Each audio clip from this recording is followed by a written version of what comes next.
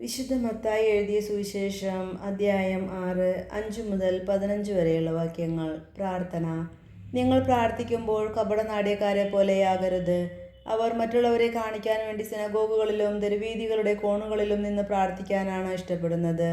സത്യമായി ഞാൻ നിങ്ങളോട് പറയുന്നു, അവർക്ക് പ്രതിഫലം ലഭിച്ചു കഴിഞ്ഞു.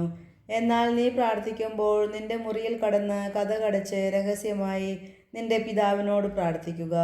രഹസ്യങ്ങൾ അറിയുന്ന പിതാവ് നിനക്ക് പ്രതിഫലം നൽകും. പ്രാർത്ഥിക്കുമ്പോൾ വിജാതീയരെ പോലെ നിങ്ങൾ അതിഭാഷണം ചെയ്യരുത്. അതിഭാഷണം വഴി തങ്ങളുടെ പ്രാർത്ഥന കേൾക്കുമെന്ന് അവർ കരുതുന്നു. നിങ്ങൾ അവരെ പോലെയാകരുത്. നിങ്ങൾ ചോദിക്കുന്നതിന് മുമ്പ് തന്നെ നിങ്ങളുടെ ആവശ്യം നിങ്ങളുടെ പിതാവ് അറിയുന്നു.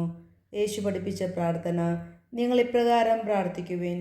സ്വർഗസ്ഥനായ ഞങ്ങളുടെ പിതാവേ, അങ്ങയുടെ നാമം പൂജിതമാകണമേ. അങ്ങയുടെ രാജ്യം വരണമേ.